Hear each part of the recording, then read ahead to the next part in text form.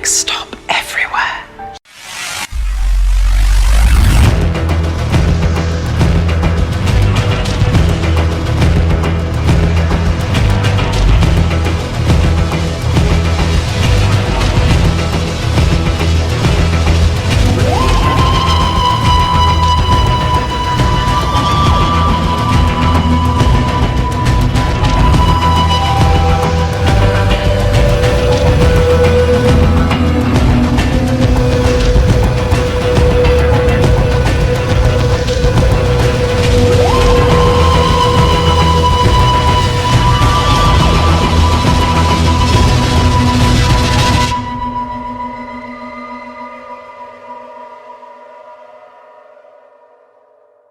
Hello again, everyone. Welcome back to Next Stop Everywhere, the Doctor Who podcast. I'm one of your co-hosts, Charles Skaggs, back in the TARDIS once again, ready to talk more The Trial of a Time Lord with my wonderful partner in time, Jesse Jackson. How you doing, Jesse? I am good, Charles. I'm looking forward to talking the second chapter of this epic story, and I am so thrilled that we have our returning companion. Yes, so you loved her last episode, so thankfully she agreed, probably through some blackmail on our part, to come back for the second part as we discuss Mindwarp here at episode 218. So everyone, please welcome back to Next Stop Everywhere, Rachel Frend from the Fires Fangirls podcast and Gold Standard the Oscars podcast. Yay! You really need to blackmail me to talk stuff. You know, we did say the magic words, Colin Baker, to make you appear. So, Yep. So like I said, here at episode 218, we're talking Mindwarp, the second serial from The Trial of a Time Lord. So essentially, this is The Trial of a Time Lord, parts 5 through 8, which was from season 23, way back in 1986. And this was written by Philip Martin, who previously wrote the story Vengeance on Varos, which introduced Syl to the Who-universe. And naturally, Syl makes a return here as well. Very nicely done. I am seriously creeped out by that Syl impression. Yes, it was. That was partially an impression and partially of my opinion of Syl. Nice. Bleh. That kind of works both ways. That's interesting. So yeah, he also, interestingly enough, wrote the Sixth Doctor Big Finish audio Mission to Magnus, which was one of the original stories planned for the original season 23 that was adapted by Big Finish, which, hey, featured the return of Syl as well. Go figure. And he also wrote another Sixth Doctor Big Finish audio, Antidote to Oblivion, which was the latest appearance of Syl that we've had. And he also wrote an Eighth Doctor Big Finish audio, The Creed of the Chromon. Philip Martin, you know, he's, in addition to Syl, you know, he's very associated, I think, with the Sixth Doctor a lot. He also wrote some interesting Choose Your Own Adventure books.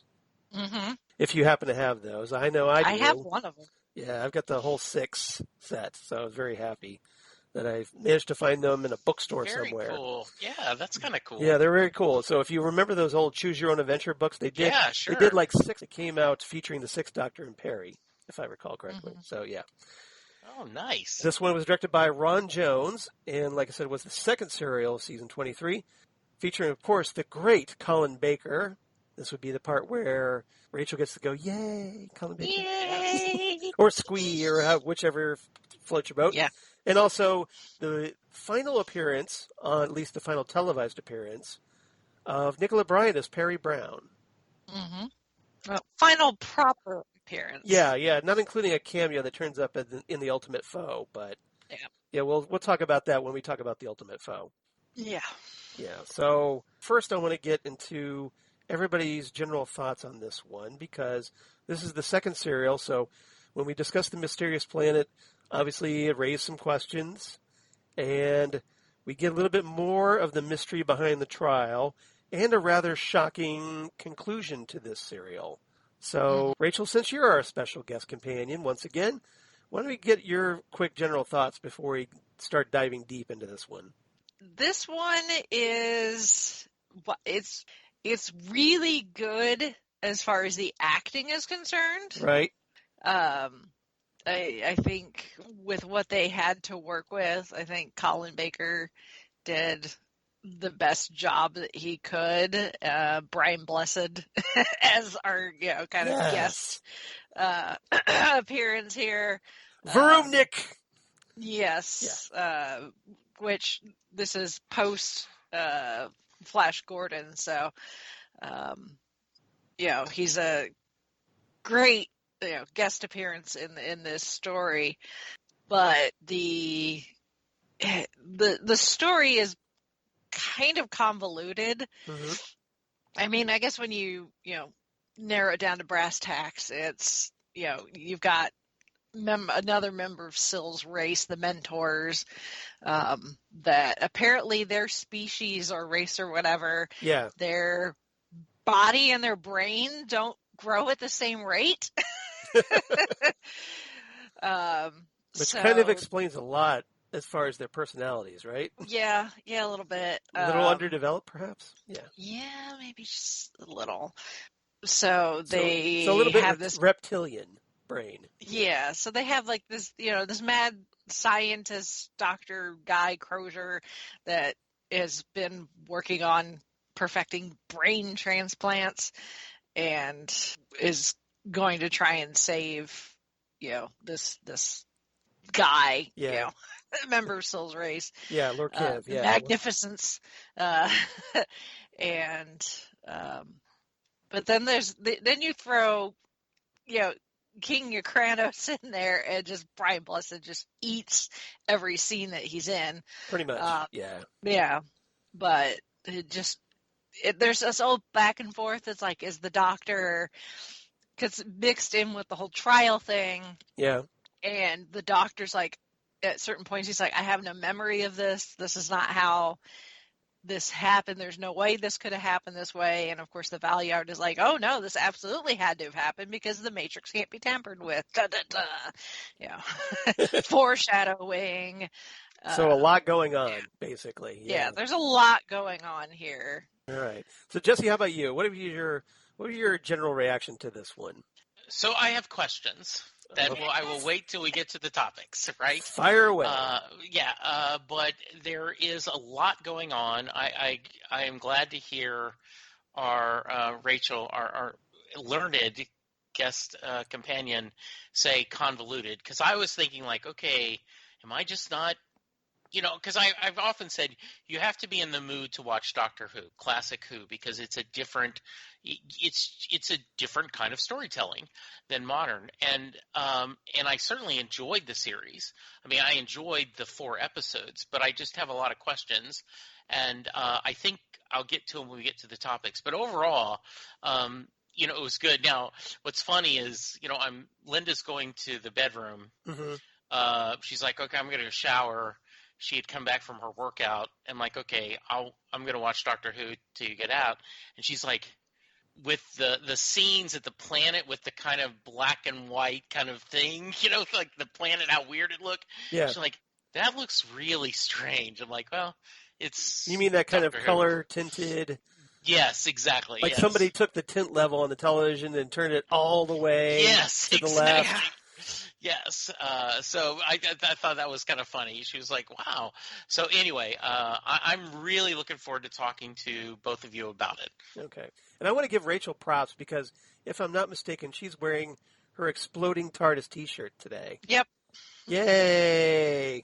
Points for Rachel on that one. Excellent. Yeah. Very cool shirt. Very cool shirt.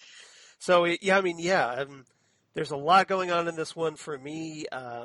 Just the Doctor's behavior, just especially at one moment, okay, you think, well, he's going to be okay after having his mind kind of being affected, and then all of a sudden he does these very inconsistent things, and he's very cruel. He starts being very cruel to Peri, especially during this little sort of torture scene, which we'll talk about.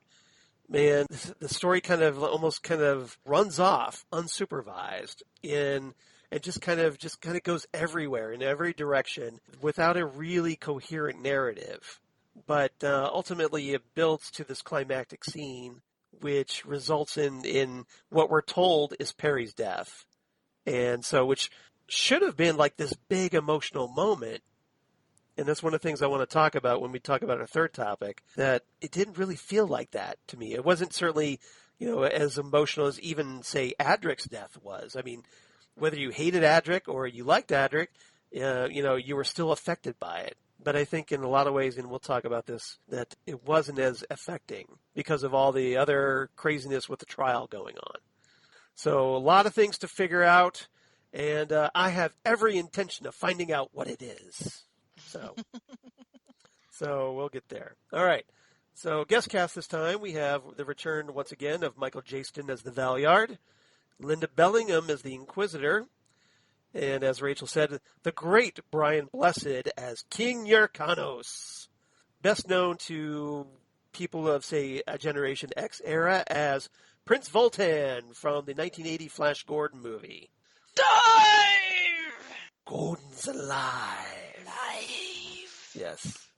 And to a younger generation, he might be known as Boss Nass in Star Wars Episode 1, The Phantom Menace. He also played Clayton in Disney's Tarzan film. They did the voice of that. So you got to be a bit of a bad guy in that one. And he was the surprise because, hey, it's Brian Blessed, the boisterous and loud King Richard IV on Blackadder, which was the introductory series just that introduced Rowan Atkinson as Edmund Blackadder and Baldric, and just one of my favorite all-time Britcoms that I love so much. And Brian Blessed he's all over that series just because he has such a big, booming voice. He's this big, larger-than-life character, so naturally he fits in this role as King Yrcanos, pretty much to a T. Mm-hmm. Nabil Shaban returns as Syl, who, like I said, we last saw in Vengeance on Varos, which, hey, Rachel was kind enough to join us for in our discussion of that.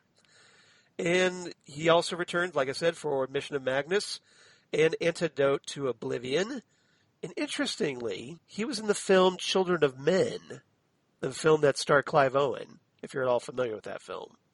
So if you're looking to kind of see Nabil Shaban out of his Syl costume, check out that movie. Yeah.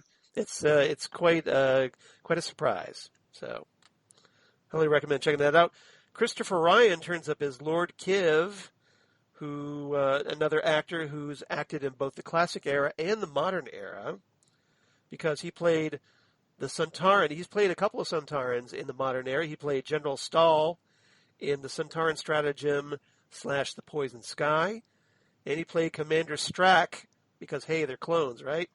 In the Pandorica Opens. But I know him because I'm a fan of another Britcom, The Young Ones, because he played the great Mike the Cool Person. And yes, that is his last name until someone comes up with something more official. So it's like all one long word, the Cool Person. Mm-hmm. And he just was fantastic on that show as well, as one of the great four actors leading that show. Patrick Reichart plays Crozier, and he was recently in The Crown, believe it or not. And he was also in The King's Speech, great movie, and he was also in an episode of the Young Indiana Jones Chronicles from back in the day. So I thought it was interesting. Thomas Branch played Dorf, our poor, hapless, sort of wolf guy. Trevor Laird played Frax, and the major reason I mentioned him is, he was one of the Syl's henchmen in this. That he's another actor that turns up in the modern era because he plays Clive Jones, father of Martha Jones, in Doctor Who Series 3. So I thought that was kind of cool, right? And he is also in the Who's movie Quadrophenia, if you're at all interested in checking that out. So that's our guest cast, unless Rachel has anything else that comes to mind. All right. You got it covered. Excellent. All right. I always like to hear that. Trivia this time. I don't have that much, but I've got a few things. Maybe Rachel has some more. But one of the things I thought was interesting was Colin Baker had said in some interviews that he remembered being confused by the doctor's behavior in this story. Well, no shock there, because I think all of us were confused by the doctor's behavior in this story. Yeah, but it's really, it's kind of concerning when the star is confused. Yeah, and it probably explains why his performance in this is, shall we say, a little erratic? Yeah, like I said, when we get to the topics, I have questions about that. Yeah, because So is Colin Baker. Yeah, and I felt better after reading that note. Like, okay, well, if he doesn't know what's going on, should we expect the audience, right? Yeah. Yeah. Well, there's a pretty good quote I wanted to share with everybody. Colin apparently said, there was a point where I said, Eric Saward, the script editor, when I'm trying, and he's quoting here, when I'm tying Peri to this rock and threatening to torture her, am I doing it for some subtle reason of my own? Because I think I'm being watched or whatever? Or because I'm being affected by the mind probe? No, not the mind probe. Or, that's my little addition. Or is it the Matrix lying? Those were the three alternatives as I saw it, and he said, I don't know, you better ask Philip Martin. So I got in touch with Philip Martin and gave him those three alternatives, and he said, I don't know. Eric wrote the trial stuff. All the Matrix stuff was added after by Eric. You'd better ask him. So I went to John Nathan Turner, and he said, oh, whichever you like, by Eric. And then apparently this was this is what he considered. He said this is the level of involvement at the time, meaning that there was no direction going on here. Nobody really knew what everybody else was doing. Or there was no real leadership guiding. Nobody steering the ship, apparently. So isn't that reassuring for a show that was, borderline canceled at this point? Yeah. Well, it really is. It certainly explains a lot, right? Yeah. Sayward and John Nathan Turner apparently just despised each other. Right. And Sayward ended up quitting before they really got into production with this. So, yeah. So they had what he had done before he left, but then once he left, he kind of washed his hands of it and was just all like, whatever. Yeah. It is, but it's like, for John Nathan Turner to be like, oh, whatever you want. I'm like, no, not whatever you want, because playing those three different ways Yeah. It makes a difference. That's one of the. Yeah, that's one of the things as a classic Doctor Who fan, and I'm sure you're right there with me, is that you just wish you were in that room when this was going on, because you just want to grab John Nathan Turner by the Hawaiian shirt collar and shake him and go like, "What are you doing? You're the executive producer. Be in charge of this." Yeah, you're supposed to be steering this ship. And it does feel that he hated Doctor Who. I mean, the decisions he make, you just go, how do you not understand the show so little to make these decisions? Because, we keep talking about this, Charles, and I realize I don't think he hated it. I think he was just clueless. Yeah. He liked stuff like promotion, and he loved the little, these little like publicity photos and things of that nature, to promote the show. But he almost seemed like he liked promoting the show more than he actually liked making the show in a lot of ways. Yeah, like he wanted to be. He liked stunt casting, that kind of thing. Yeah, I've had people in real life that, and I've had to say, you like having the title of this role, but you don't want to do the work that this role requires. And I think that's a really well said, Charles, is he likes to run Doctor Who, but he doesn't want to run Doctor Who. Yeah. Yeah. He's, just that's the problem. You get a lot of people in charge. Unfortunately, they're just the wrong guy, and who, they talk a good game, but they can't really, it's not in their nature, or it's not the nature you need them to be, unfortunately. Yep. Mm-hmm. So another comment by Colin Baker I thought was interesting. Another anecdote was apparently there was a take done near the studio cutoff point at 10 p.m. at one point during the filming of this, during the filming of Mindwarp, where nobody apparently messed around because there was no time to do a retake. And Brian Blessed had to say the lines, "Right, let's go find the mentors." Instead, he said, "Let's find the," and I'm censoring here, "the Efferons." Okay.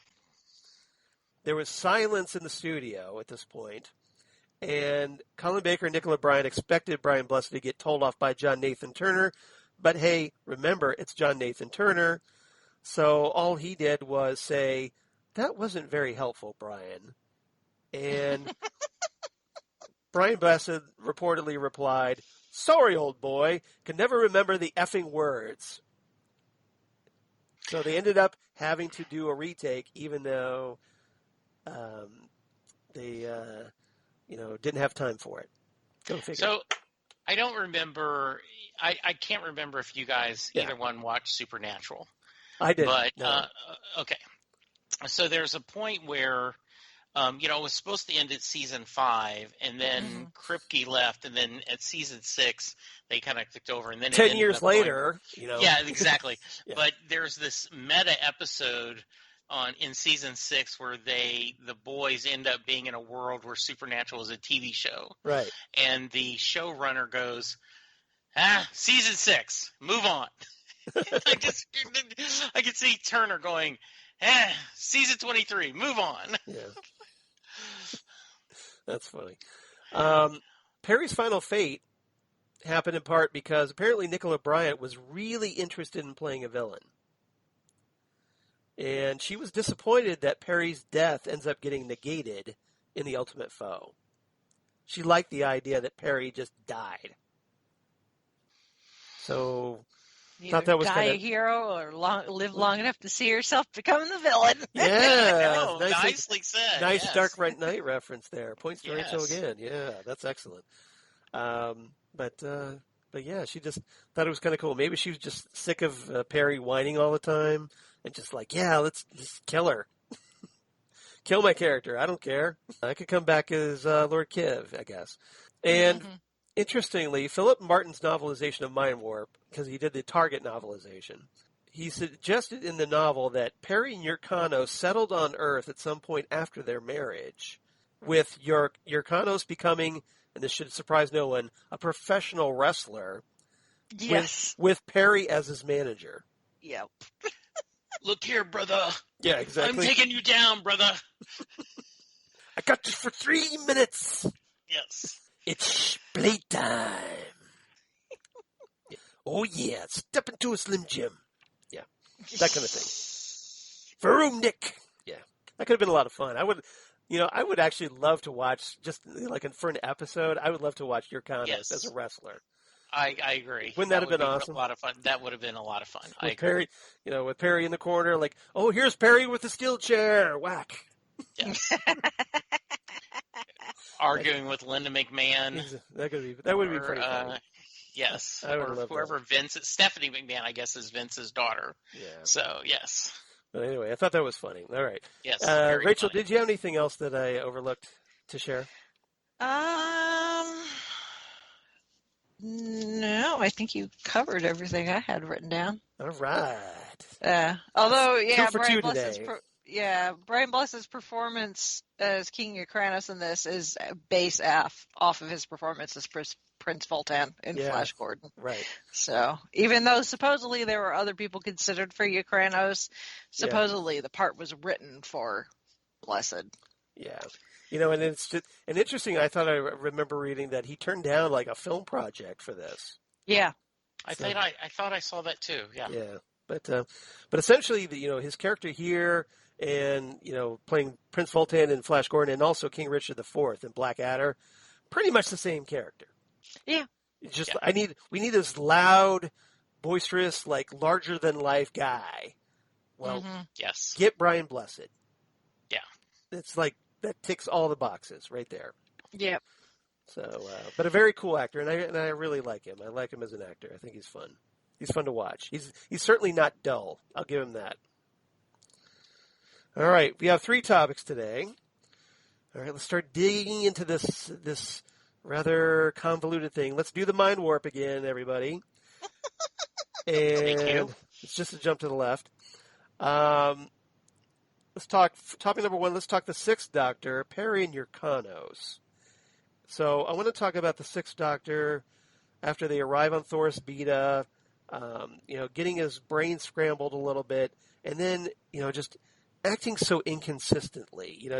He's 1 minute he's a good guy, 1 minute he's a bad guy, and even throughout the trial, which we'll talk about later, he's insisting, oh, this was just all part of my masterful plan.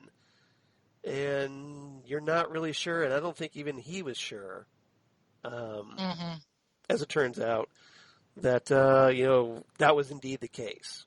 So, and then I also want to talk about Peri. We'll talk about her death later, but I want to talk about how Peri kind of gets paired off with Yrcanos when she's not being tortured by the Doctor, that is.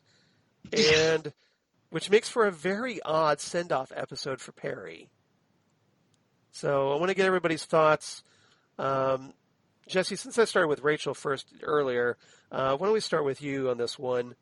What was your take? You did say you had some questions about the Sixth Doctor. So let's hear them. So I'm watching this, and everything seems to be good, and then he's brainwashed, right? Yes. And so then he's acting all or evil. at least, confused. Something going on. Yeah, and so, he's all of a sudden this arrogant doctor again. And the season 22 doctor. Yeah. And even on steroids, right? Like this not caring about anyone and this disdain to people. And, and then at the trial he's saying, oh, this was just a ruse. Trick, a ruse. Yeah. But then when they're alone on the seashore, right, on the rocks, yeah.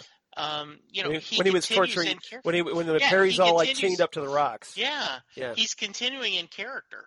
He's not, it's okay, we're going to, as soon as we can make a break for it, we will. Mm-hmm. No. So I'm very confused, and you've answered the questions.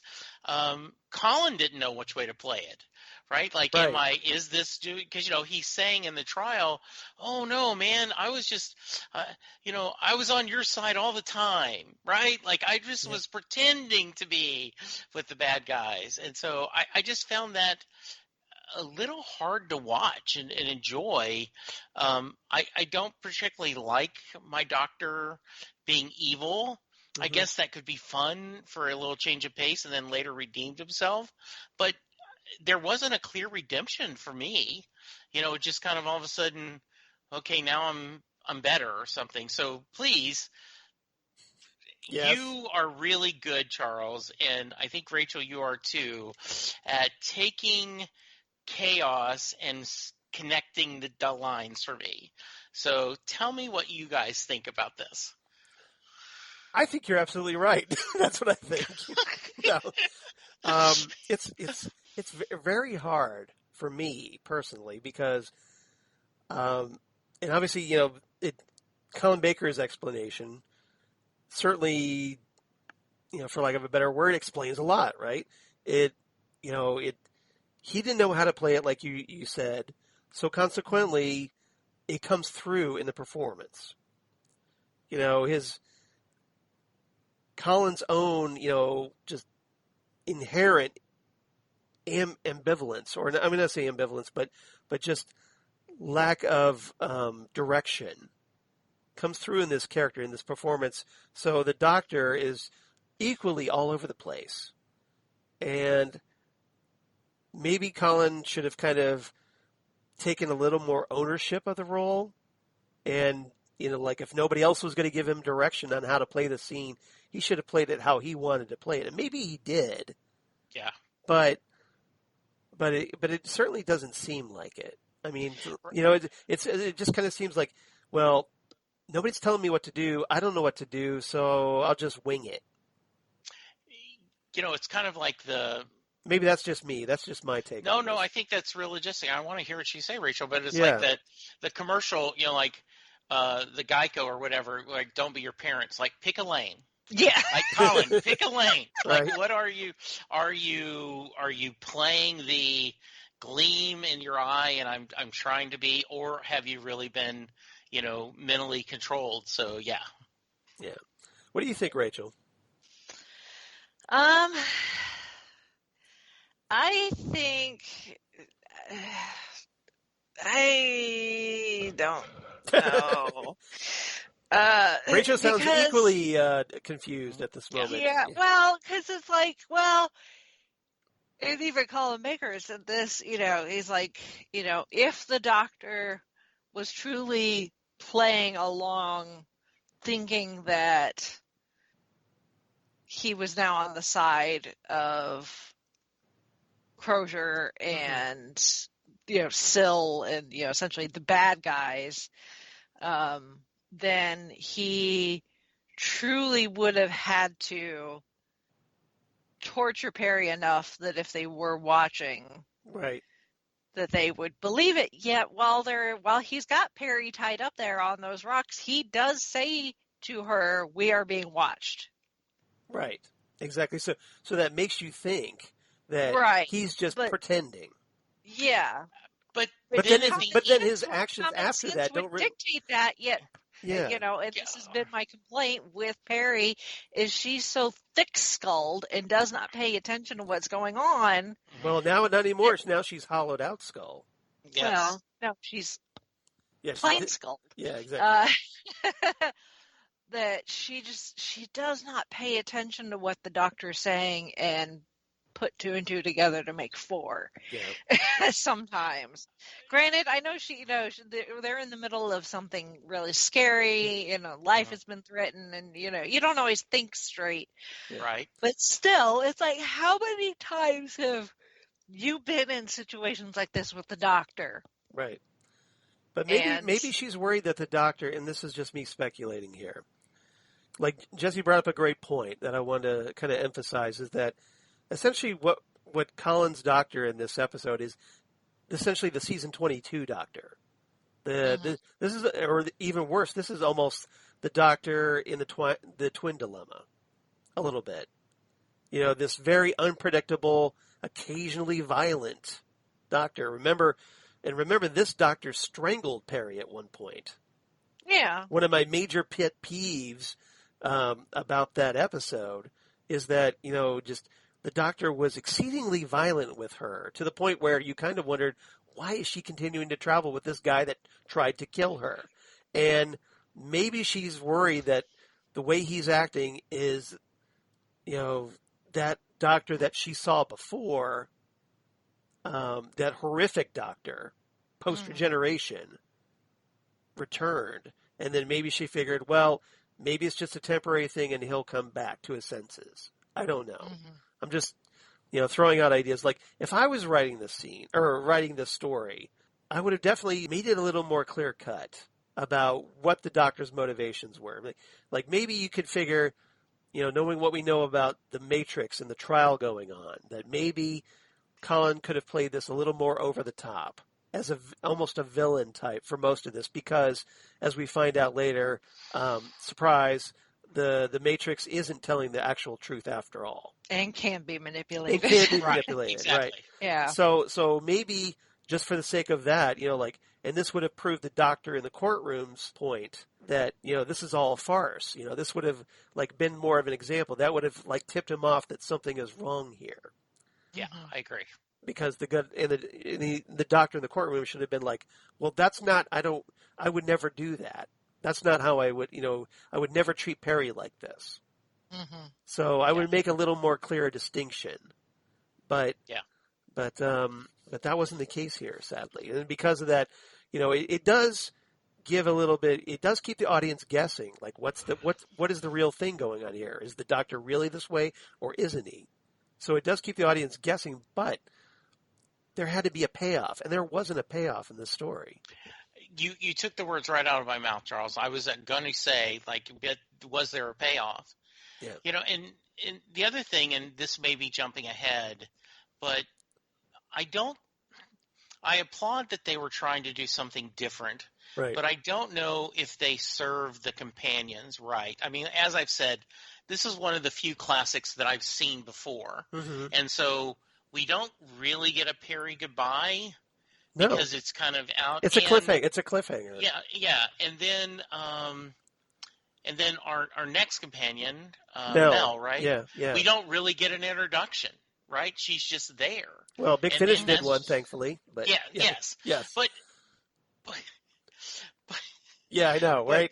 I know. Big Right. Finish has to pick up Doctor Who slack. Yeah. exactly, like it's like Big Finish should not be the guardrail of stopping the Doctor Who baby from falling off the crib, right? Yeah. Well, I don't see as much as that as like they're the guys with they're the paving company that comes in to fill in the potholes, the plot There- holes. that is much better. Yes, Yeah. it is. Yeah. Charles. That's my analogy for them. But Okay, I like that. but yeah, I mean I get where you're coming from, Jesse, because it's very frustrating, this story. And this is probably why it's my least favorite of the Trial of the Time Lord stories. Okay. Because just being so all over the place. And especially because, like you said, this is supposed to be Peri's last episode. And it doesn't really feel like a companion send-off episode. Yes, I agree. Totally agree. So, Well, I think they wanted it to be a surprise. right, and I get that. I do get that. I get where you're coming from. But So, unlike nowadays with New Who, where we know when a companion is leaving Right. months ahead of time, and then they go and looking at you, Graham and telegraph Ryan. it. They go and telegraph it over and over and over again. And I'm like, really? Do you really just need to be so heavy-handed with the foreshadowing? So you did kind of like the shock ending? Yeah. Yeah. Okay, well, that's fair. So while we're on the subject of Peri, one of the things I want, unless you had anything else to add, Jesse, I'm sorry, I didn't mean to cut you off there. No. Okay. So while we're talking about Peri, I want to talk about Peri and Yrcanos. Because for a good chunk of this story, Peri, instead of being with the Doctor and trying to help him,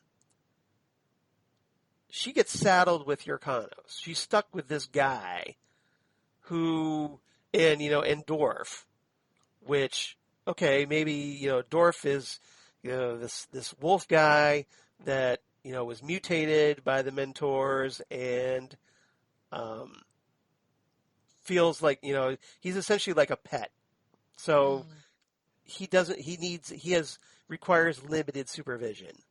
But Yrcanos is essentially like this big bull in the china shop. And you have no idea, and it takes a lot of effort, I think, on Peri's part through most of the story to control him. Probably she's used to it because she has to keep the Doctor in line a lot of the time. Yeah. Who's often a bull in a china shop himself, so she's probably used to it. But I kind of feel like, her final story is essentially getting saddled with Yrcanos, and I want to get everybody's thoughts about their interaction, because it almost seems like Yrcanos had never met a woman before until meeting Peri. Or is that just me? So Rachel, I'm going to ask you about that first before I go to Jesse. I don't know if he's never met a woman. I just think he's never met a woman like Peri. Okay, that's fair. So you think he's all used to like warrior queens? Probably, I think so. I think I imagine that the women, like an Amazon or a Valkyrie or something. Yeah. Yeah, like if he ran into like Leela, he wouldn't think twice about it. Okay, so you think Yrcanos and Leela would totally hit it off? Yeah, because they're of a similar vein, I think. Yeah. But to meet someone like Peri, who is a bit more timid and not loud, and well, she can be loud. She can be a bit bossy when she wants to be. Yeah. Yeah. Not everything. I think we're putting says. Rachel to sleep, guys. Sorry. Yeah, sorry. No. It's the long day. Week, long and day. it's only Wednesday. I understand. So, I feel you. Yeah. I think she's just so different than any other females that he's met before, because he makes some comments about women. Like at one point, Peri says something about they're coming up with a plan or something, and he's like, Right. "Oh, ambush! You know, that's Oh, a yeah. woman's way of fighting." You know. Yeah, very misogynist So, comment. Yeah. yeah. So I think that's what he's used to. Yeah. And I think he's so taken by her and the fact that, pardon me, sorry, the snow here. I'm very sensitive to weather changes. Okay. Yes. It usually gives me headaches, so I've been fighting a headache. Sinus pressure. Yeah, trust me. I know that perfectly. Yes. Yes. Knocks With my me on sinus, my butt. with my horrible sinus issues, I totally get that. Yeah. Yeah. Barometric So pressure is my enemy. Yeah. It feels like my Yes. brain does not fit into my skull. Oh, Oh no. oh no. Now we just have to transplant your brain into Nicola Bryant's body. Yes. So I do agree with you guys that he's not used to. He's either Amazon women or very subservient, weak women, right? And so this independent, free thinking was, I think they had good chemistry. I think it's very interesting that if they truly did, become on Earth and he's a wrestler, as I said, I'll watch that episode. That's a fun episode to watch. The other thought as we get through this, there's a lot going on that I don't know if they stick all the lines together. Like there's different subplots happening, and they're kind of maybe with a little bit of twine and glue putting it together, not as much as I just think that like someone who's a strong writer, and you've already talked a little bit, Charles, about what you would do, but like, okay, let's refresh this and kind of how are we going to get all these two to get these together? I'm not saying we need to eliminate a group, but we need to tie it together better. Right. Yeah, I agree. I thought they were interesting pairing, but I like the pairing. But I just felt bad for Peri. It's like, yes, she's worried about the doctor, and she has to babysit Yrcanos through most of this episode. Yeah. And Yrcanos is like becoming enamored with her. And, yeah, exactly. He's all like, "Well, I've never met a woman like you before, so so you want to go out for coffee? What's up?" Yeah, like me, Tarzan, you, Jane. Right. I mean, that's pretty much how it goes. I mean, eventually he's referring to Peri as like his beloved or his betrothed or something. Yeah, Does yeah, Peri because know this? I don't think he cares if she has a say in it. But. And the other thing is, and maybe this is unfair for me to say, but if this is your last episode, right, shouldn't you get to interact with the doctor? Yes, right. That's my point. Right, you made that point. I just think it's a perfect one, Charles. Like, what? Why are you sticking me over there if this is going to be the last time I'm flying in the TARDIS? Now, the only thing I can think of is that maybe they want to do a little bit of misdirection, perhaps. Like, treat it like, okay, we're not going to have Peri with the doctor because then it would have been a little more obvious that something was going to happen. But I'm just playing devil's advocate here a little bit. But by and large, you would think they would have more interaction. Like I said, Peri throughout this story, she knows that something's wrong with the doctor. So just through circumstances, she never really gets to help him. So I think it was a lost opportunity to have Peri, because usually the doctor's having to save Peri. Yes. So it would have been kind of nice to have Peri save the doctor for once, especially in her final story. And Charles, it is a saying, but there's truth, right? It starts at the top, right? Like an organization is only as good as the head of the organization. Yeah. And I think we go back to our friend Mr. Turner. He was kind of whatever you want, versus having a strong vision of this is what I want. I think for all you can talk about, Moffat, Davis, Chris Chibnall, they had a strong vision of what they want the doctor to be. Certainly Douglas Adams, who we both adore, had a strong vision. I know he wasn't showrunner, but he was involved. Yeah, he was script editor. Yeah, he had a strong image of what he wanted the show to be. Right, and sadly, John Nathan Turner obviously proved here he's not up to the task. He wasn't up to the task. So, Absolutely. all right. Anything else about these characters before we move on? Because I know we got a lot of ground to cover. All right. Topic number 2. Let's talk about our big bads, sort of, in this episode. So let's talk about Syl, the ever conniving Syl. Essentially, as we're told in the story, the Mentors, the race that Syl belongs to, essentially the Ferengi before the Ferengi at this point. Yeah. And because they're very conniving, they're all about money. And so let's talk about Syl. Let's talk about Lord Kiv, Christopher Ryan's character, who, is kind of like the plot device that gets used in this story because of the need to transplant his brain from his failing body. And let's talk about Crozier, this scientist who's responsible for the brain transfer and is desperate to make this happen, especially when Kiv is like, okay, you guys have like all of a day to make this happen. So find me a body, make it a good one, and if you don't do that within 24 hours or whatever it is on Thoris Beta, I will kill you. So Syl, of course, being looking out for himself, is like, well, Crozier, make this happen because they're going to kill us. And Crozier, very laid back individual apparently, is just like, well, it'll happen. Don't worry, trust me, it'll be good.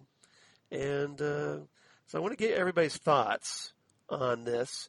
So Rachel, I'll start with you first in this topic. What was your thoughts, and especially with your excellent impression of Syl?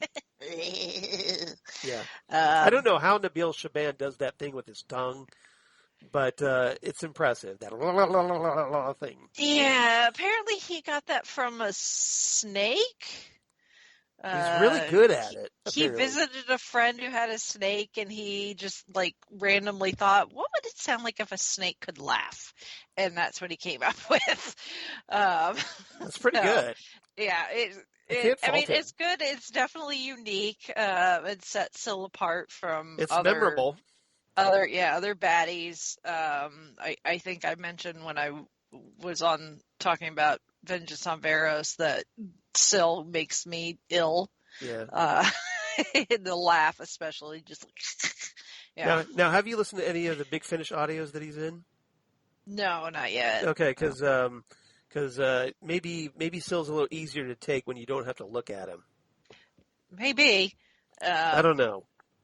But apparently Syl is quite the fan favorite as far as baddies is concerned, so I don't like him. Maybe it's just because he was so unique, I guess. Yeah, I mean, that's nothing against the actor or anything. It's just I don't like the character. Yeah. All right, but, so as someone who doesn't like the character, what did you Yeah. make of him in this story? I mean, he's not changed any since we saw him on Varos. If anything, he's gotten worse, right? Yeah, if anything, I think he took the loss of having complete control over the planet of Varos and controlling their profits. Right. That he just redoubled his efforts elsewhere in the universe.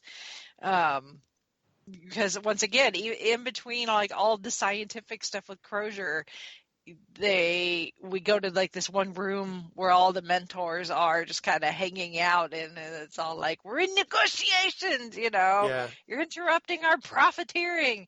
So it's like they have one motivation besides green glop to eat. Yeah. I don't know what that was. It was, but you notice even peaches is that what it dyed was? green. Yeah. Okay. Yeah, it was canned peaches. Because even the doctor takes a bite of one. Yeah. At one point. Yeah, but apparently after eating so many of them, that caused some gastrointestinal issues. Yes. And the Syl costume, Yep. not the easiest to get in and out of if you need to go to the bathroom really That- quickly. Yeah, that could be. So Maybe you should award some Depends undergarments, I guess. I don't know. Yes. yeah, But all right. What did you make of Lord Kiv, who's suffering with these headaches, Kind of like, you're suffering at the moment that Yeah. with the barometric pressure that, Yeah. just he's like Syl, he's ambitious and greedy, but he seems to be, not as sniveling because, hey, he's the guy in charge, like Syl. Yeah. And I wonder how much of that is because he's just so sidetracked because of the debilitating pain he's in. Yeah. If we'd met this character before the headache started, before he got to this point, if he would be more Syl-like. Right. But he's not quite as disgusting as Syl. Okay. All right. That's good. Yeah, so he's a little more easier to take, more tolerable. Yeah. Okay. What about Crozier? What is your thoughts on Crozier? He's kind of your typical mad scientist. Yeah. Mad doctor who's But like I said, he's very laid back.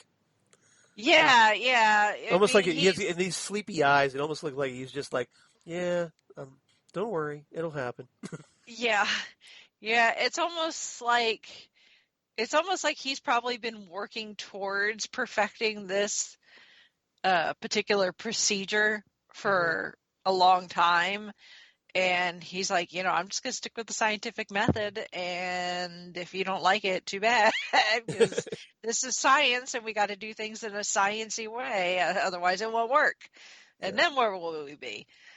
Now, he seems very helpful or grateful for the doctor's help in repairing the machine that the doctor sabotaged.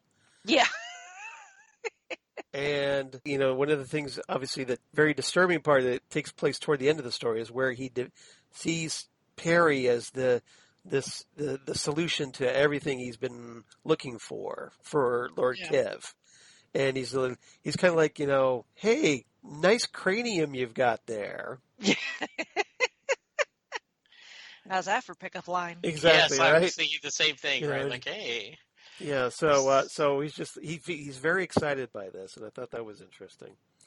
All right, Jesse, what are your thoughts on these characters? So what I thought was interesting is we had Glitz, right? Is that the guy? Sebulon Glitz, the con man. Yeah. Right. And yeah. you mentioned he's kind of, I was talking, from Star Trek, right? Like Mud. Yeah. But you said also a little Quark, right? So then when these guys came because of profit, but yes, absolutely. No, I get reason. In this, I'm like, man, these people are really Ferengi-like. Yeah. In comparison, now that you bring it up, I think you were absolutely right that Glitz is more like Harry Mudd. Yeah. But Syl and the mentors are more like Ferengi, I think. Yeah. So I was like, okay, I know they're not the same character. Yeah. But, it was not. Very interesting. I do, one of the things I remember, I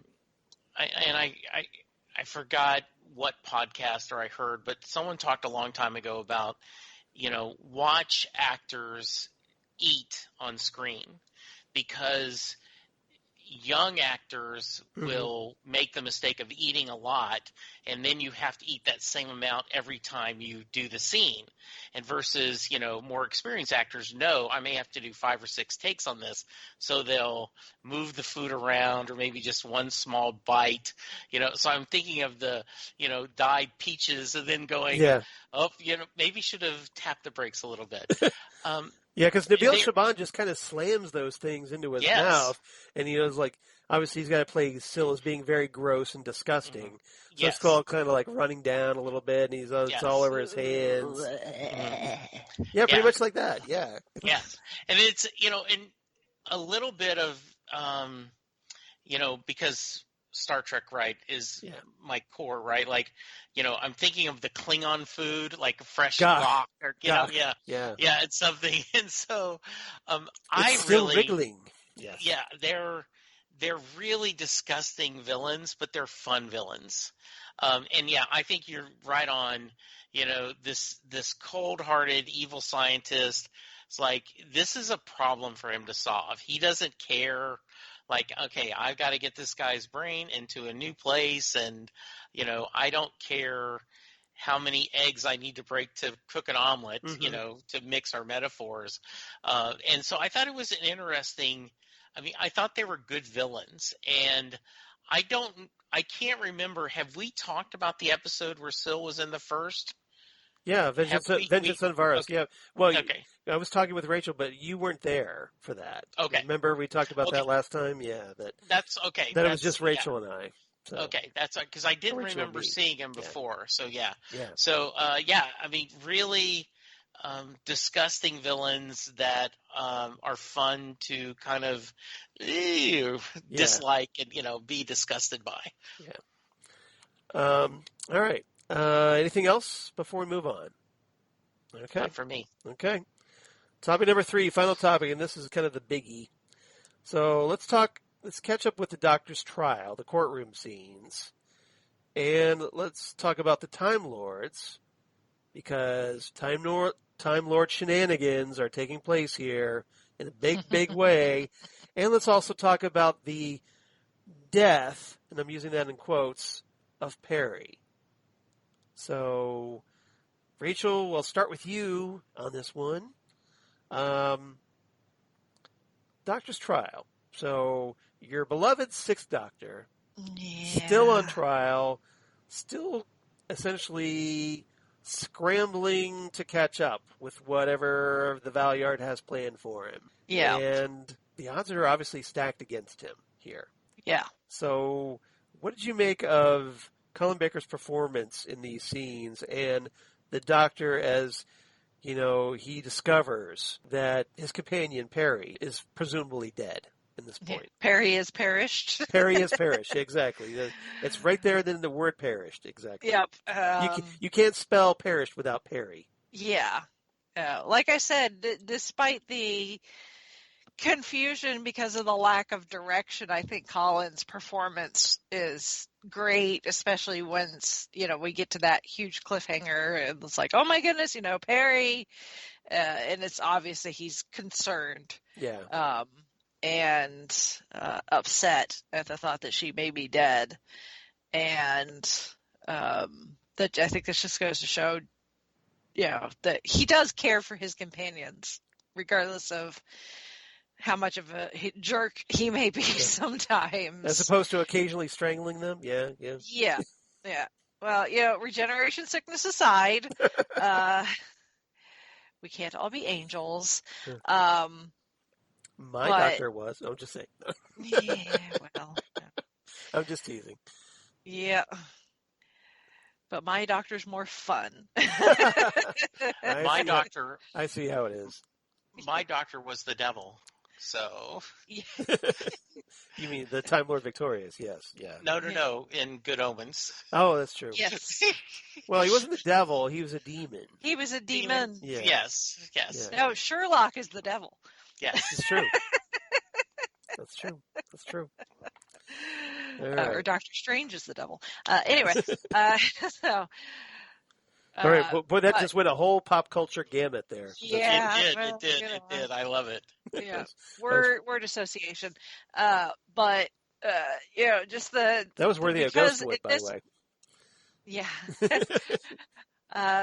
Because we already had the first chunk of episodes with the start of the trial and the Doctor just trying to figure out what in the hell is going on. You're like, right. Why am I here? 1 minute, I'm off during this adventure, because we see that, the Doctor is presumably going to go save Peri, but he gets pulled out of the time stream by the Time Lords. Yeah. And he has no control over it. So, if they had not interfered, what would have happened? We'll never know, I guess. So let's talk about that. I want to talk about that for a little bit. So the since you're on the topic. So the Time Lords, we find out, have taken the Doctor out of time. This is the point where he's brought to the trial. So essentially he starts walking backwards into the TARDIS, which has suddenly materialized to be brought to the courtroom. Mm-hmm. And then while this is going on, so basically the Time Lords take the Doctor off the board at this very important moment. And then the Time Lords turn around and use Yrcanos to take Crozier off the board. Mm-hmm. So what did you make of all their manipulations in this story? Oh, I can't stand it. It's like, how could you do that to my doctor? He was trying to save Peri. It's just the doctor in general. The so many times that they've interfered with the doctor's life, and we'll see that again in the future. Once we, I think once we get to the end of the Ultimate Foe, I think I have a new Who recommendation. I think it would be a good companion to this. Oh, good. I'm looking forward to it. That's good. Yeah, but the Time Lords have always just been for a community organization, whatever the hell you want to call them, for a group of people whose supposedly prime directive is do not interfere. They interfere a lot, don't they? They interfere a hell of a lot. Yes, they do. Needless to say, they're a little bit of a, shall we say, hypocritical nature. Yeah. They all call out the doctor like, oh, you've meddled in this and you've meddled in this. How dare you? And meanwhile, they're manipulating on this grand cosmic scale. Yeah. And this story is proof of that. Yeah, the things that we're going to discover with parts 3 and 4 of the trial. It just, Stay tuned, kids. You're in for a ride. Yeah. Mm-hmm. Yeah. So it's going to be good. So Jesse, why don't you chime in here? Hearing you guys talking about this, I hate to bring in real world, but I'm going to, right? Like, so, what, a sanctimonious bunch of hypocrites? You. I don't know who you. Hey, someone was impeached while they were in office, right? And you chose not to go on a trial till he was out of office, and now your defense is, well, he's out of office, we can't do anything anymore. Like, wait a minute, you caused that, right? Like, the Time Lords, you could make the argument, caused the very issue because they're stopping the doctor from fixing it. Thank you. And now they're calling him guilty, right? Because they caused it. So hearing you guys talking about this made me think of a real world example that the U.S. Senate, and so GAP hypocrites. Right. So I just thought that was interesting. Yeah, you're very very subtle here. Maybe you should try not holding back. Yeah, and I do. I think it's. A couple things are very happy for me. Yeah. Is one, and I did not write it down, and I hope one of you did. When the Inquisitor, the judge, okay, doctor, his name is the Valyard, not Barnyard, and she goes through all the names he said, and he kind of looks like this little kid that's been hit on his knuckles with a ruler. I love that scene. But I don't have that quote. I don't have that quote, but I have the quote after that. So, okay, right. And I love the fact, because last time you guys reminded me, once again, she says, doctor, don't you think you should get a defense attorney? She doesn't say only, a lawyer has a fool for a client if he represents himself, right? Right. But she does bring that up. And once again, the arrogance of the doctor, no, I wouldn't trust anyone on this planet to defend me. Well, do you blame him? Do you blame him? But he has some friends. We have established. Yes, he does. He does have some friends. But but they're not necessarily defense attorneys, though. And they're not in that. They're not in that courtroom. I'm pretty sure that Leela did not take up Gallifreyan law. How could that see Romana or somebody there? I know they couldn't afford it, but how cool would that have been? That was a missed opportunity, as far as I'm concerned. They should have had, either Leela or Romana there at that point. At least being concerned about the doctor and what was going on in that trial. But was Romana president of Gallifrey at this point, or does she not take over until the Time War starts? I'm not sure. I'm not sure in the continuity. That I don't remember either. Big Finish established when that started, because as far as we know at this point, I think she's still in E-space. So one of the things, because that's a great question, though. I'm not sure. Yeah, that is a great question. One of the things, because I have seen this, it's hard for me to remember back when I watched it the first time, but it is interesting the way they are sowing the seeds. Oh, you can't manipulate the Matrix. Oh, the Matrix is, the truth, and it is Absolute. infallible. Yeah. Yeah, it's absolute. I do think they're setting that up to, and because I know what happens, you pick those clues. And I don't remember if I picked that up the first time I watched it or not, or did I just believe that, as it was gospel. I do think the Doctor, I said this last time and I'll say it again, the trial is the best parts of it, because I think Colin knew what he was playing there. He was this confused, like, wait a minute, you guys, this isn't fair. You guys are taking things out of context. You guys are causing some of the same problems. And so I think it's really interesting. He got to be shouty and outraged, which Colin Baker does really well. He does very well. That is, it plays to his strength. Yes, absolutely. Well said, Charles. Thank you. All right, because Colin's Doctor likes to be a little, shall we say, shouty at times. Yeah, I do. The other thing, he's not hesitant about voicing his opinions about things. No. I love it. Yeah. Yeah, and I was once I was telling Linda a little bit as she was watching. She goes, "That is not a good-looking costume." I'm like, "Yes, that's one of the things." And I said, "Kind of interesting." There's a whole story behind it, but later, this actor did audio dramas and had become beloved because, one, he's great in conventions, he was great in audio dramas, and I said he is in a little ways Jimmy Carter. He is a better ex-doctor than he was the Doctor. Right. Because he's a better ambassador for the show. Yeah. Yes, absolutely. Yeah. Yeah. I keep waiting for somebody to do a fan edit where they go in and digitally alter Colin's costume so that it looks like solid black, like the way Colin said he wanted it. Yeah, he wanted an Eccleston look. Right. So I'm just kind of curious I've to seen see. some Photoshop. Oh, yeah? Rob did a sketch for me that I was going to have him sign. You probably would look a little bit like the Doctor as the Master almost. Yeah, absolutely. Being all solid black like that, but unless it depends on how it was portrayed, I guess. Because Eccleston, had he had this kind of slightly brown, dark brown jacket.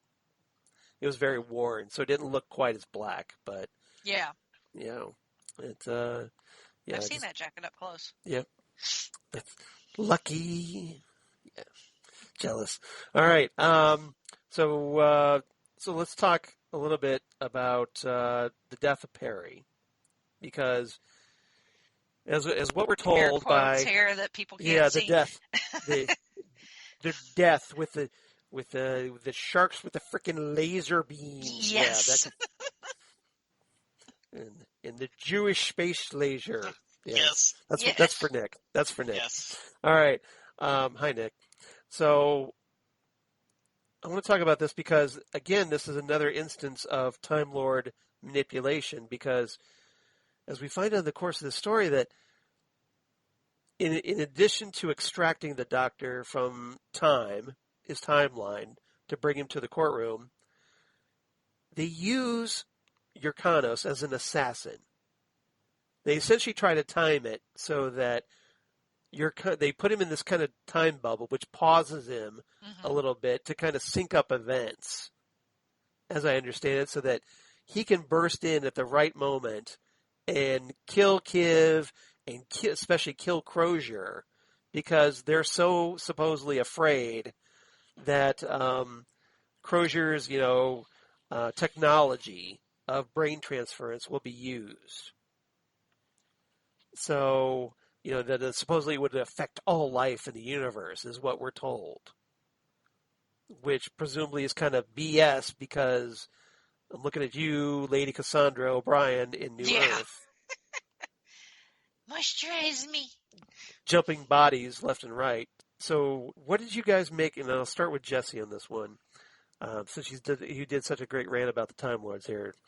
So what did you make of the Time Lords doing this to essentially turning Yrcanos into their assassin. Yeah, it was kind of odd, right? Like, where did this come out of? Once again, the story seems muddled, and so like there was no setup for this. Yeah, are we? I thought our big bads were these people, Right. But now then it's the Time Lords, and of course I know the Time Lords are arrogant, and we know that, just a little bit. Just a little bit, and just a little bit. And I like it better. Teeny bit. I like it better when they are not deliberately evil, just arrogant evil. Like they don't like. There was a. So you like them as just douchebags, but you don't like them being villains, right? Well, so there was a great scene in one of the Sopranos episodes, as we go all over on our pop culture, where Tony is teaching AJ how to drive the boat, and so they push the power, and the wake of the boat capsize these casual fishermen, because Tony is totally oblivious to what he's doing. And so I like it when the Time Lords are doing all this. Now all of a sudden I'm thinking about Rodney Dangerfield and Caddyshack. Yes, I'm just saying. Exactly. Yes, with the seafood. Where they, in other words, their arrogance is how because they just don't think people are important. Right. And so I think that I just was a little surprised this came out of nowhere to me. I also, you mentioned this at the very beginning of our discussion. It felt like a letdown if we truly are going to, I'm going, oh, we have Peri. She's now a villain, right? So we're going to have episodes where she, Nicola Bryant gets to play this other character. Yeah. And, that's a great point. I want to stop you. I want to stop you there because, pardon me because I want to do this. I want to get your reaction on that because it's this big moment. Yeah. Where Peri sits up in this really creepy way, and I think Nicola Bryant did this really well. She was really good as Kiv in Peri's body. Yeah. And very frightening, especially with her bald head and everything. So what did you make of that moment now that you got to watch it properly? Well, it reminded me and talk about, when Fred is taken over an angel. Yeah. Where by Illyria. Illyria, right? And all of a sudden we have that. So I was really looking forward to, because I didn't remember enough, is the next 4-part going to be her being the villain, right? I just knew this is. You thought you would continue this. Yeah, this is something delicious for the show to explore because we kind of had the They didn't do a very good job of the Doctor being mind controlled, but to have her do this, that could be interesting. And then oh wait, no, what happened? What? She's dead? what? Then why did we do this? Yeah. Yeah, it's very frustrating. Again, this is another, I think, lost opportunity. You bring up a great point. Rachel, what do you think? What do you think about the Time Lords being shady Time Lords once again? Screw them all. What did you make of Peri? Lord Kiv as Peri, sitting up off of that table. I mean, for what little bit of Nicola's performance that we got, it could have been really, really interesting. So you agree with Jesse to give her some time to literally and figuratively stretch her legs and walk around in this new Peri. New body. But again, I think it's just an unfortunate loss because of the behind the scenes drama that was going on at the time. You've got Sayward who just up and quit, so they're out their script editor, and the right hand isn't talking to the left hand. You've got people writing scripts for like the actual Doctor and Companion stories, and all the trial stuff, all the courtroom stuff is being written by completely set of people, and they're not talking to each other to make sure that it all fits together as one big cohesive thing. Why somebody thought that they could do that and like actually get something usable out of it is beyond me.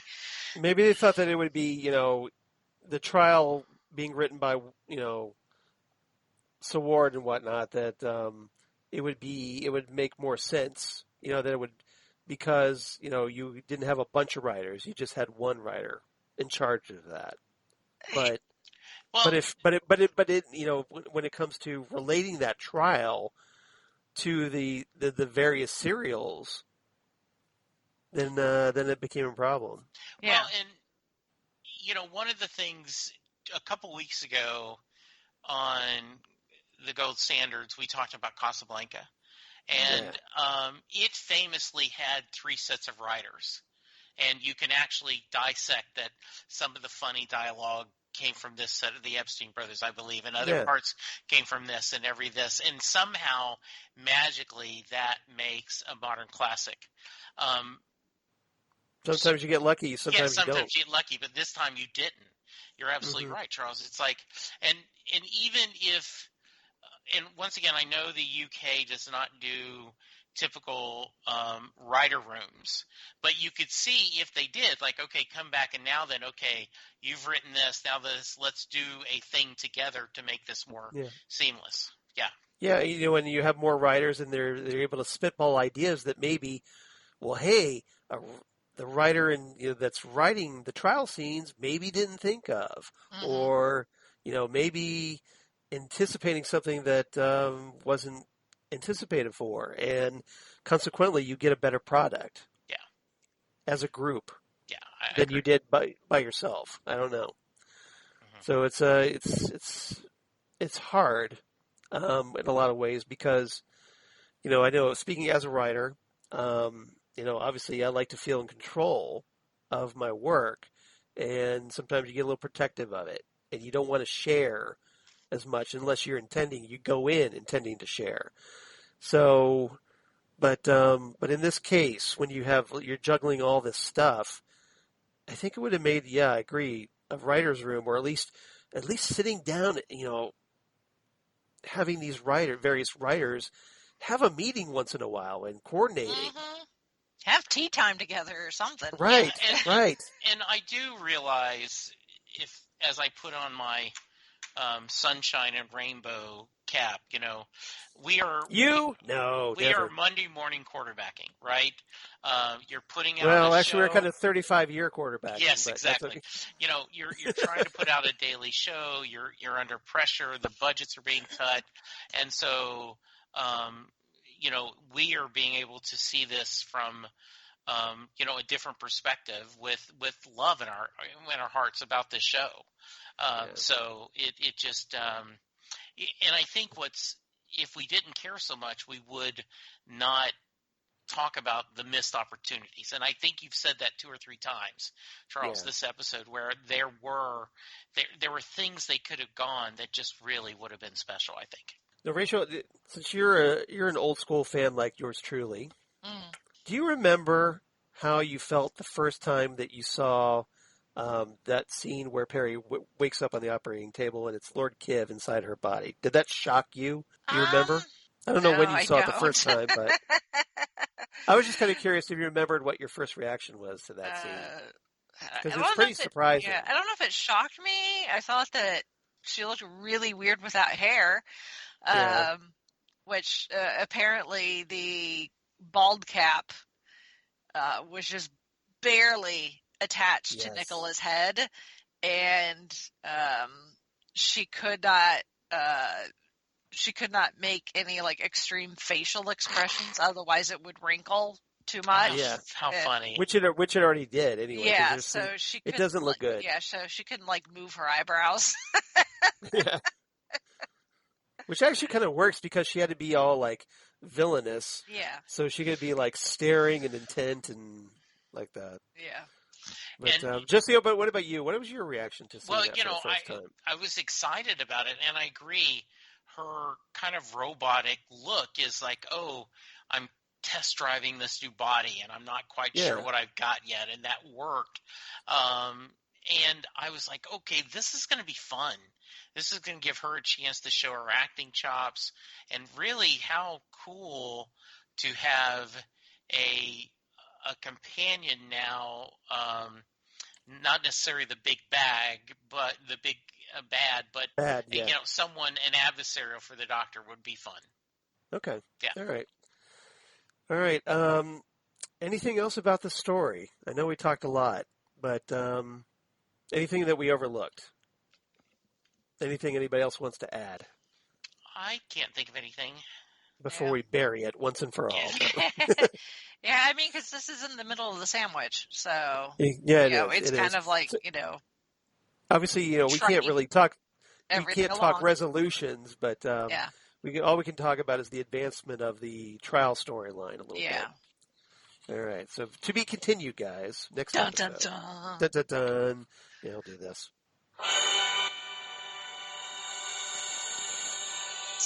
All right, so it's my dramatic Sting music. All right. So, what's everybody's favorite quotes of the story? Any favorite quotes? Any favorite lines? I thought there was some pretty good ones in this one. Anybody have any that they want to share? I did not write any down. Like I said, I love the just her calling out the Doctor, and I was like, I was trying to make sure I got the episode in with everything else going on this weekend, so I didn't write it down. But how about you guys? I don't know. How about you, Rachel? Do you have any? I don't know if I can't think of anything specific, but I just like Brian Bless's, every time he opens his mouth, the scenery chewing. Yeah, he was very likable in this. Yeah, probably my favorite Yrcanos line, since you brought it up, is, "Today, prudence shall be our watchword. Tomorrow, I shall soak the land in blood." Nice. That's my Brian Blessed impression. All right, cheesy as it is. I like the Inquisitor calling up the Doctor. Actually calling up both the Doctor and the Valyard at this point, where she says, "Gentlemen, may I remind you this is a court of law, not a debating society for maladjusted psychotic sociopaths." That was good, yes. Roasted. Yes. Let's see, and Peri, after she wakes up on that table as Kiv in her body, "Warm, not cold. My body is warm. Wonderful. Legs, toes wiggling, trunk, a neck, strong, a head free, full of pain. Eyesight, colors, warm blood inside. Oh, I like this. Now I am she, alive within this oh so wonderful, wonderful frame. Not that cold-blooded reptile thing. It must die." And Crozier says, "It already has. Welcome to your new body." And Syl adds, "I wish you could have found a more attractive one." Yeah, because Syl does not find Peri attractive at all. No. Not at all. Yes. No. Sadly, Syl is swiping left on Peri. Yeah. Yes. A little bit. All right. What's everybody's ratings?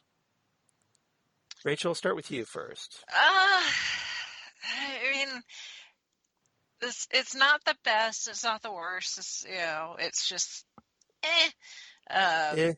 What's your rating? Yeah. I don't like Syl as a character at all. But he's good for this story. I love Brian Blessed in this, so that helps bump it up some. But I think it's probably just I'm probably gonna keep it about the same as the previous story at a Mysteriously, 7 King Yrcanos yells. Nice. Okay, that works. Jesse, how about you? Yeah, I'm right there with you. I think it's certainly good, and despite all the flaws, there are certain things I enjoyed. So I'm going to give it 7 out of 10 randomly pulled cables out of the mind control docks. Right. Yeah. Yeah, I kind of like the way the doctor was just kind of ripping those things. Like, Yes, exactly. Okay, like almost kind of like he's trying to dismantle a Christmas tree. I'm going to take this and this and this and this. Exactly. Yes. All right. I'm going to be the negative Nancy on this one. So I'm only giving it 6.5 out of 10 unconvincing bald caps. Okay. Because damn. Yeah. Yeah, that's granted, I understand Nicola Bryant had a gorgeous head of hair that they had to conceal under a bald cap, but it didn't quite work. Yeah. Needless to say. Yeah, I don't think they ever quite figured out how to do like those types of prosthetics because the Syl costume was in a similar vein where they couldn't keep it glued in place. Yeah, and it you would can totally keep see sliding. this. It would slide down Over his eyebrow. Yeah. As time went on, so. Yeah, it's a problem, when you can see the seams. Yeah. And, All right, reverse of polarity. As I kind of teased a little bit earlier in this episode, if you want something a little similar, this one was a little tricky, granted, but if you're looking for a modern story very similar to this, I'm going to recommend New Earth, the first episode from Series 2 in 2006, written by Russell T. Davies. And this is the one where the 10th Doctor takes Rose Tyler to the year 5,023 in the M87 galaxy, where after the destruction of the Earth, humanity has settled onto a world named New Earth. Say, that's catchy. And wonder how long it took them to come up with that one.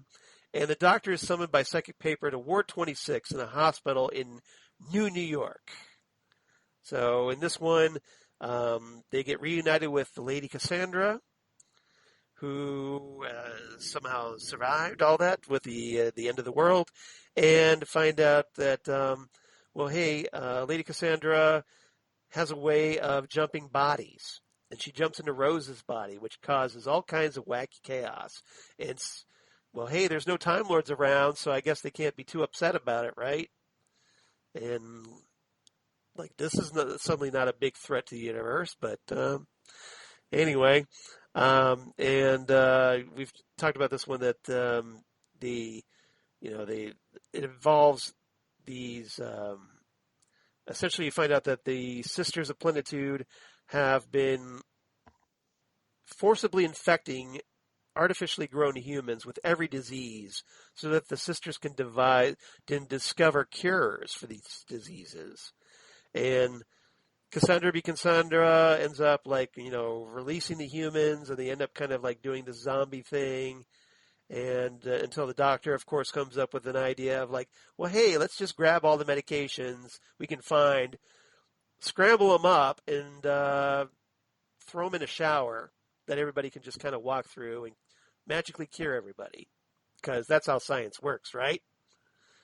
And the Doctor, is able to get Cassandra out of Rose's body, but she ends up getting into the body of her little hench guy, Chip, and finally accepts her impending death. Going back in time to a party where she tells her younger self that she's beautiful before collapsing and dying, as the Doctor and Rose silently leave in the TARDIS. So, the end. I'm rushing through that really quickly because we got a lot of them to talk about still, yes. but I did want to recommend that. So basically the gist is body swapping. That's the connection there. Husbands of River Song would have been another option because of that. I agree. That's another great example. Yeah. That's a good one too. Yep. I definitely agree with that. All right. So we have not one, but two, but three feedbacks this time once again. So let me pull up the Next Stop Everywhere Gmail. So, Jesse, do you want to read Holly's first, or should Sure, I will read Holly's. I'm glad to. Okay. Hey, Charles, Jesse, and Rachel. Hey, Holly. Hi, Holly. Holly? Rachel, have you met Holly? Yeah. No, just kidding. I have actually met Holly. All right. And she is sweet and adorable as we think she is. Yes, she is. That's All good. right. That's good to know. Yay. Yeah, because we All love her. All right. Absolutely. Sorry to interrupt. The trial still continues with the Valeyard up to his usual shenanigans. Brian Blessed as Yrcanos was a nice touch of casting. Can see glimmers of Voltron in his character. Voltron? Voltron. You mean Voltan. Voltan? Yeah, Voltan. Sill and company are back. Crozier working for Kiv to save him is interesting. I'm surprised that Sill was going along with it, but then again, I'm thinking he's more concerned about getting marshmallows and eating them instead of wheeling and dealing. I like that. I see what you did. You did there. Yes. Doctor's brain gets just a touch scrambled by the machine that Crozier is using.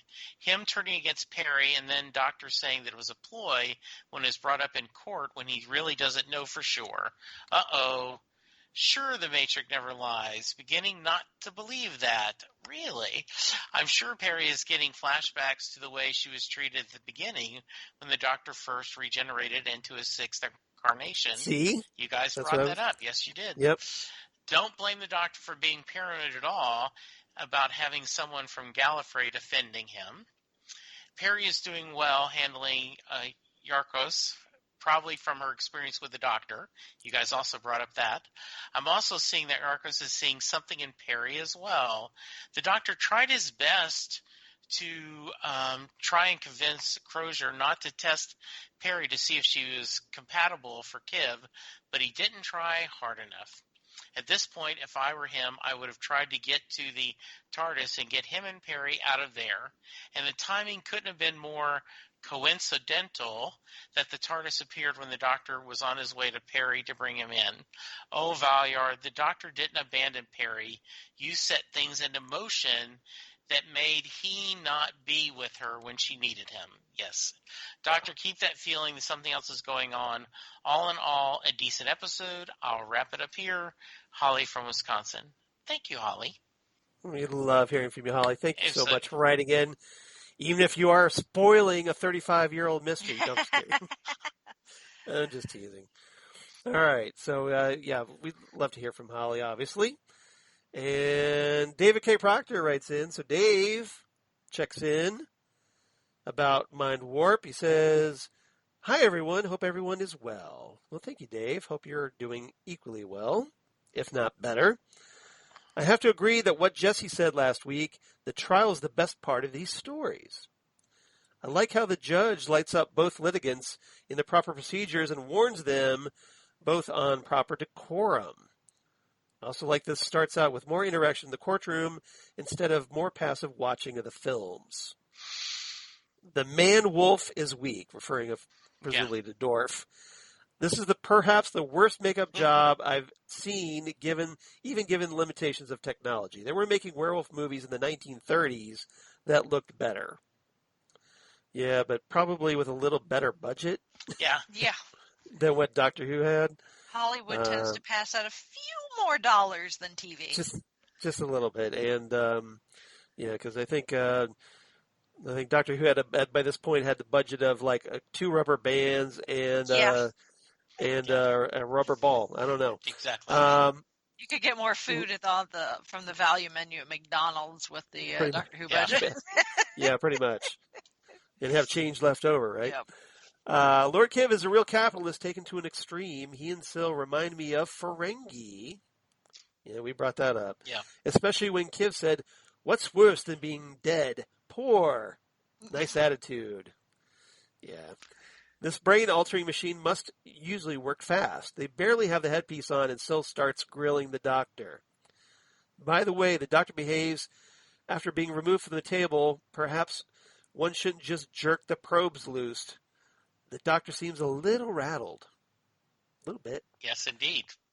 Syl is despicable, but the story of the actor playing him is pretty good. I'm betting you've talked about him. He is differently abled and couldn't come out of his costume even to go to the bathroom for many hours a day. It is good to see that a differently abled person was able to get a recurring role in his chosen field. Totally agree with you, Dave. Diversity in its infancy. Doctor Who and the BBC seem to organically have more diversity than most contemporary American shows. Mm-hmm. Yeah, they're a little ahead of us on that regard. But we're working on it, but yeah, there's still a lot to go. Yeah. Long way to go. Still a long way to go. So if you're not familiar with Classic Who and someone tells you the reputation of the Sixth Doctor and this episode is what you watch first, God, I hope not.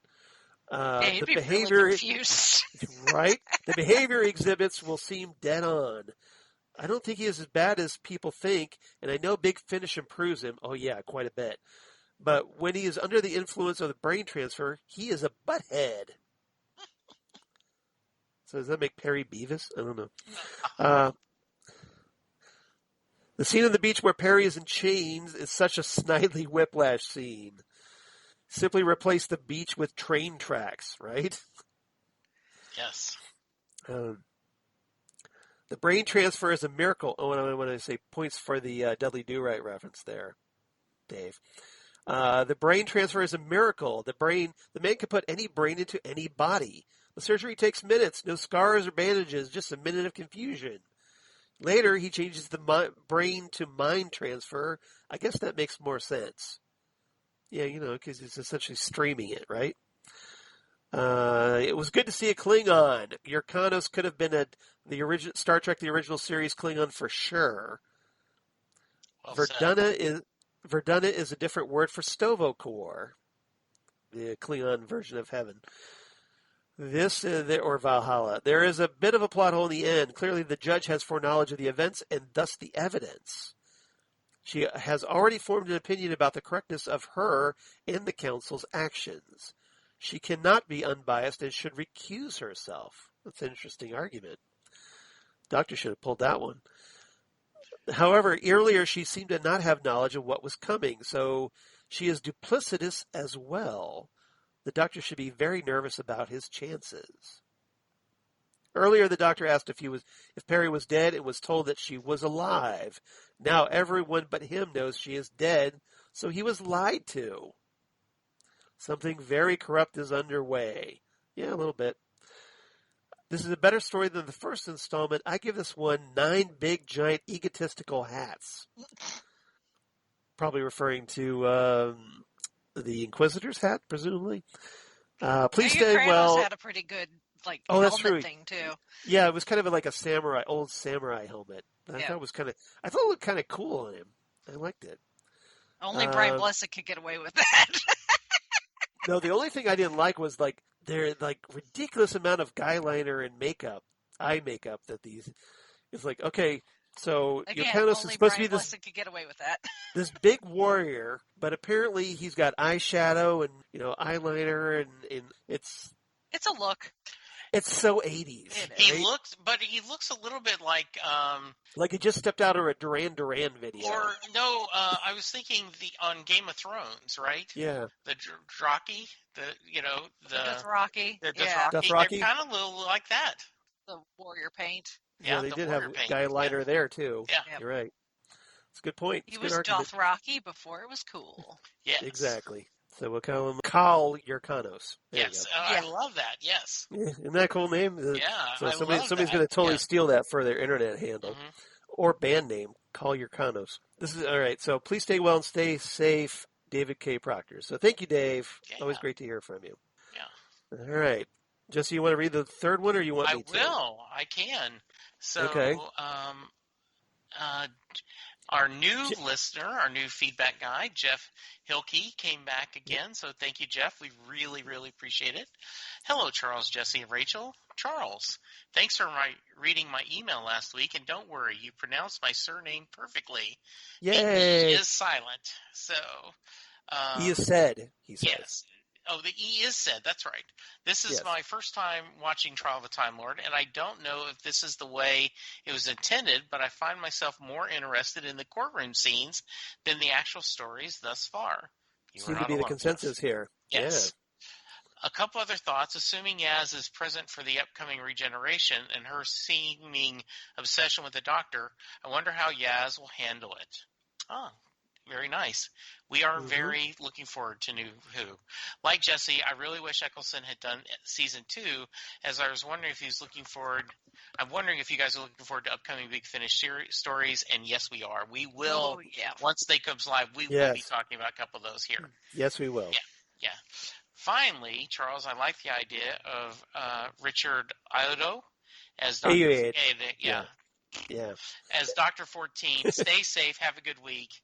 And Jeff, thank you, Jeff. We really appreciate it. Please Yeah, thank you, Jeff. give us more feedback. It's great to hear from you, like 2 episodes in a row. That's awesome. Yeah, it is. And I'm glad you like my idea as Richard Ayoade as the 14th Doctor. And like I said, it's just speculation on my part. I just think he'd be really good. No knowledge. Yeah. But anyway, so if you want to be like Holly, Dave, and Jeff, please do, because we'd love to hear from you guys. Obviously, we have a whole segment for you, right? So write to us at nextstopeverywheresmg@gmail.com. It's Next Stop Everywhere SMG for Southgate Media Group at thegmail.com. Or you can find us on Twitter at nextstopsmg on Twitter. Facebook, of course, Next Stop Everywhere, the Doctor Who podcast. Or Instagram at Next Stop Everywhere podcast. And Rachel, where can they find you? And hear all of your wonderful work. Yeah. Well, you can always find me with the Five-ish Fangirls. We're a weekly pop culture, geek culture, entertainment podcast where we talk books, movies, video games, all things geeky and nerdy from the female perspective. You can find us at the5ishfangirls.com and anywhere you find podcasts. And then you can also find me every other week on Gold Standard, the Oscars podcast, where we are watching and reviewing every single Academy Award winner for Best Picture in chronological order, starting in 1927. We are now currently you like in it the or middle. not. Yes, yeah, we are currently in the middle of the 1940s, which is an interesting time with World War II and all of that. That's when it starts getting really good. Yeah. Although I know you weren't too much of a fan of It's a Wonderful Life. Yeah, that was we're doing all of the Academy Award winners, but if you support us on Patreon, then you can pick pretty much any movie that's not a Best Picture winner for us to do, and most people have been picking fellow nominees in some cases where they were nominated but did not win, or you can just pick whichever movie you think should have even been nominated that didn't even get a nomination. But yeah, our most recent Patreon pick was It's a Wonderful Life, and I tore it apart, and it was glorious. But you can find us. Yeah, you can find Gold Standard, again, pretty much wherever you can find podcasts, and on Facebook, just look for Gold Standard, the Oscars podcast. All right. Excellent. Please do. Please check Rachel out on Five-ish Fangirls and also Gold Standard, because she's great.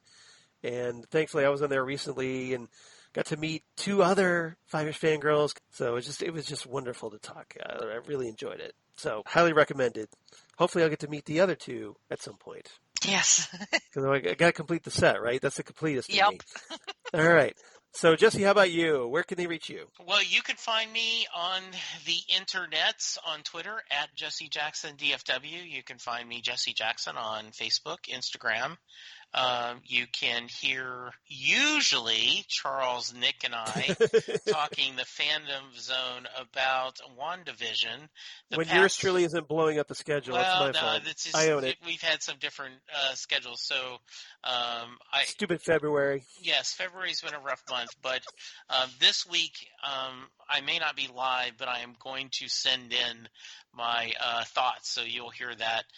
But yes, please, if you are not watching WandaVision, please check it out, and then come back and hear. So good. Yeah, and then come back and check Charles, Nick, and I talking about it. It is a lot of fun. And then you can hear me every other week on the How Many, the only podcast on the internet that counts, with my buddies Bob, Scott, and Junior and Gary, where we just basically talk pop culture. And then Set Listing Bruce, the Bruce Springsteen podcast, where I talk to music fans from around the world. We had a episode on Sunday about Springsteen's Jeep commercial. We will not be talking about the news that happened today. We're going to just move along. I got to talk about that DWI, man. Yeah, I want to know. No. That would make a great episode. Yeah, and so I do have Friendship Month coming up in March, which is going to be a lot of fun.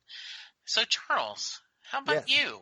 As for me, of course, at Charles Skaggs on Twitter, at Charles Skaggs on Instagram, Facebook, of course, Charles Skaggs in Hilliard, Ohio, in my blog of geeky things. Damn good coffee. And hot. Damn good coffee and hot, where I talk about all the stuff we talk about here on Next Stop Everywhere. So Doctor Who, Torchwood, Sarah Jane Adventures, Big Finish, Audios, and more. And then news of my other podcasts for Southgate Media, including, the aforementioned The Phantom Zone podcast, where, like Jesse said, DJ Nick and I are talking WandaVision with Jesse, and, we're having a lot of fun. And I feel bad because I've been blowing up our schedule. So sadly, Jesse's not able to record on Saturdays. So I apologize for that. But, a little thing like Valentine's Day, go figure, my wife wants to have dinner with me for some weird reason on Valentine's Day. Yes. So that's kind of why that's happening. So my sincere apologies to Jesse for doing that. Not intentional, I assure you. And then Ghost with the Twin Peaks podcast they do with Zan Sprouse, whom you've heard here on Next Stop Everywhere. We talk all things Twin Peaks, David Lynch. And coming up, tomorrow we're going to be discussing the David Lynch film from 1997, Lost Highway. So that's going to be a lot of fun. It's got Balthazar Getty, Bill Pullman, Robert Loggia in this really great scene where he expresses his annoyance with a particular tailgater, which is highly recommended. It's a great, great scene. And very creepy. Robert Blake is in it. So lots to talk about. I hope everybody checks that out. And then Drunk Cinema that I also do with Zan, which is kind of like our side gig where we watch movies that we enjoy and have adult beverages and adult conversation as we watch these together, and hope you watch along with us. And we just recently did The Adventures of Buckaroo Banzai, and then last week we discussed Young Frankenstein, a.k.a. Young Frankenstein. Yes, where we had a lot of fun talking that movie. And then coming up for our 6th episode, and Jesse might find this interesting, we're going to go to 1982 to discuss Star Trek II, The Wrath of Khan. Khan! Yeah, that's great. Yeah. If you've heard our podcast before, thank you so much for checking us out. And you know what you're in for Star Trek II, The Wrath of Khan. It's going to be a lot of fun. Ricardo Montalban's chest. Exactly. Whether it's fake or real or, who knows. Well, it doesn't matter. It's just, it's there for all glorious to see. Maybe it's made of rich Corinthian leather. Who knows? But if you remember that commercial from way back in the day. No, that's Roger Moore's face. Yeah. Sadly, not anymore. Yeah. All right, everybody, thank you so much for listening. Rachel, thank you again for joining us. You were fabulous as always. A lot of great insights. Absolutely. Yeah, see, it's nice to have somebody in here to keep Jesse and me in line and point out things that we don't point out. We definitely appreciate that. So I hope you had fun once again. I did. All right, we're halfway through the trial. Jesse, thank you again. Well, you know what, Charles? This was so much fun. Let's do it again next week. Well, hey, what a wacky idea. So, all okay, right, kids. Let's do it.